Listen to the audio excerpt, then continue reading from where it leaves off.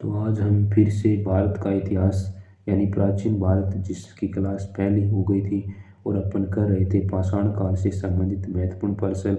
इसका पार्ट 1 जो है वो पहले हो गया है। जिस भी साथी ने नहीं देखा है पार्ट 1 को, उसकी प्लेलिस्ट जो है बन गई है, वो इसको देख सकता है। और दोस्तों अपने जो है अपने एक नई शुरुआत के साथ जो है भारत का इतिहास जो है अपन कंप्लीट करने वाले हैं। तो मेरे प्यारे दोस्तों अपन जानते हैं कुछ क्वेश्चन जो है पाषाण काल से संबंधित बच गए हैं। तो अपन जानते हैं कौन कौन से क्वेश्चन बच गए हैं। इससे पहले मैं दोस्तों बता देता हूं कि आपकी जो ये वीडियो है दोस्तों, आपकी जो ये क्लासेज हैं, ये सभी एग्ज़ाम के लिए दोस्तों इम्पोर्टेंट रहने वाली हैं।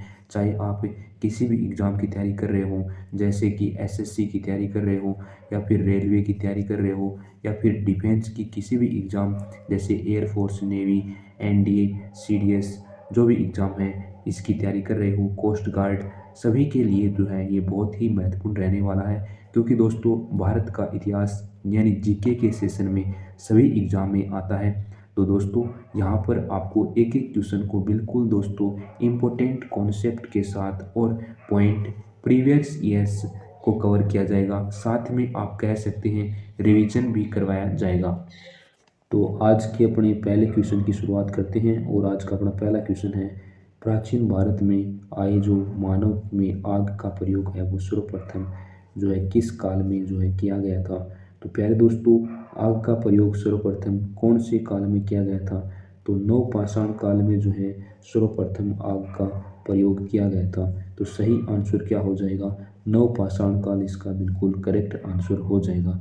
इसी प्रकार से दोस्तों अपन आगे की ओर बढ़ते हैं और इस सवाल के जितने भी इम्पोर्टेंट कॉन्सेप्ट बनते हैं, जो भी इम्पोर्टेंट फैक्ट इसके प्रीवियस ईयर्स एग्जाम में पूछे गए हैं, तो जैसा कि यहाँ पर देख सकते हैं इस इम्पोर्टेंट नोट में। तो यहाँ पर दोस्तों देखें कि आग की जानकारी जो है मानव को पूरा पाषाण काल में हो गई, लेकिन दोस्तों इसका जो प्रयोग जो हुआ था वो नवपाषाण काल में प्रारंभ हुआ था। तो इस इम्पोर्टेंट कॉन्सेप्ट को भी आपको अच्छी तरीके से रिमेंबर करना है। मेरे प्यारे दोस्तों आपकी कोई डाउट, कोई भी क्यूरी हो तो आप कमेंट करके ज़रूर हमें बताएं, ताकि हमें पता चले किस प्रकार का आपका दिक्कत है, किस प्रकार के आपके डाउट हैं। इसी प्रकार से दोस्तों अपन आगे की ओर बढ़ते हैं और जानते हैं प्राचीन भारत में नवपाषाण काल में चावल की खेती का प्राचीनतम साक्ष्य कहाँ से मिला था। तो मेरे प्यारे दोस्तों इसका जो सही आंसर होगा वो क्या होगा, कोरडी हवा यानी कि दोस्तों इलाहाबाद से दोस्तों चावल की खेती के प्राचीनतम साक्ष्य मिले थे। तो इसका जो सही आंसर होगा वो करेक्ट हो जाएगा।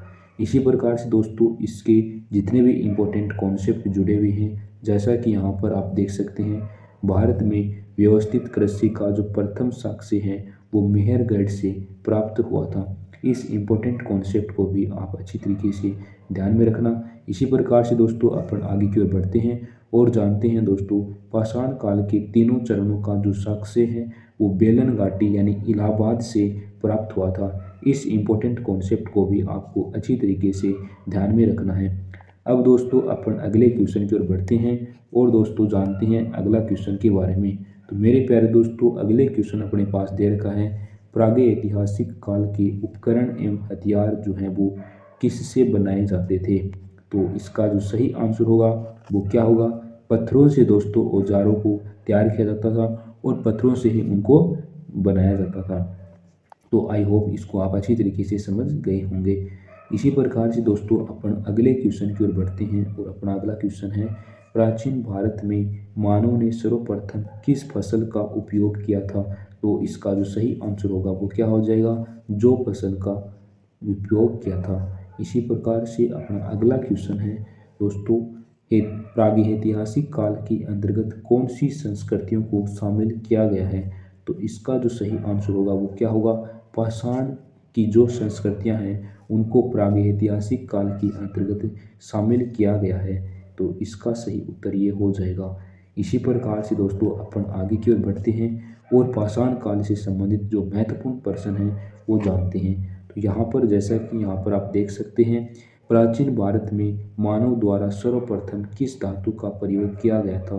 तो मेरे प्यारे दोस्तों इसका जो सही आंसर होगा वो क्या होगा, तांबा जो धातु है उसका प्राचीन भारत में दोस्तों सर्वप्रथम प्रयोग किया गया था।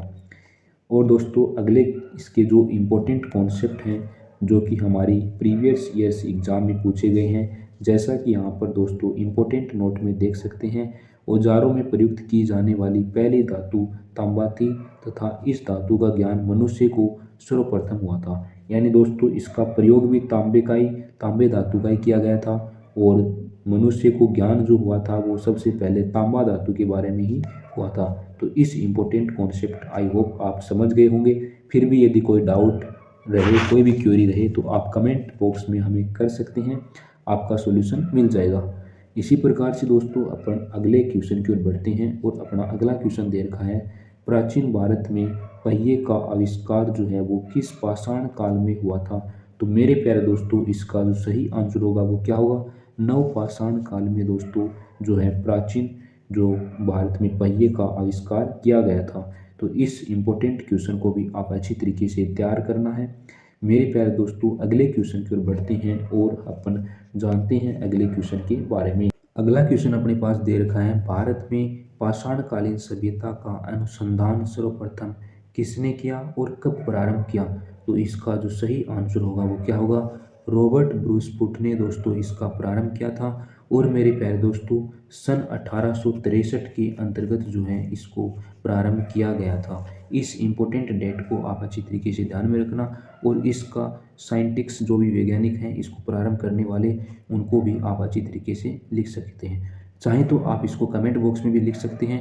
तो मेरे प्यारे दोस्तों एक बार लिखेंगे, रॉबर्ट ब्रूस पुट ने दोस्तों पाषाणकालीन सभ्यता का अनुसंधान किया था। मेरे प्यारे दोस्तों इसी प्रकार से आपको जो है भारत का इतिहास यानी प्राचीन भारत यानी दोस्तों इसमें जितने भी जो भी इम्पोर्टेंट टॉपिक हैं या फिर जिसमें एग्जाम से क्वेश्चन बनते हैं 100% उनको अपन सीक्वेंस वाइज में आपको करवाने वाला हूं। मेरे प्यारे दोस्तों यदि आपको लगता है कि आपके लिए कितनी मेहनत कर रहे होंगे तो प्लीज़ आपका कुछ नहीं लगता, एक बार चैनल को सब्सक्राइब कर लो और अपने दोस्तों को शेयर कर दो। वीडियो अच्छा लगा तो लाइक कर दो और दोस्तों कमेंट बॉक्स में ज़रूर बताएं कि आपको किस प्रकार से पढ़ाया जाए, आप कौन सी परीक्षा की तैयारी कर रहे हैं, आप कमेंट बॉक्स में ज़रूर बताएं ताकि उसके अकॉर्डिंग हम आपके लिए जो है कंटेंट प्रोवाइड करवाते रहें। तो मेरे प्यारे दोस्तों आज के लिए इतना ही। जय हिंद, जय भारत एंड टेक केयर।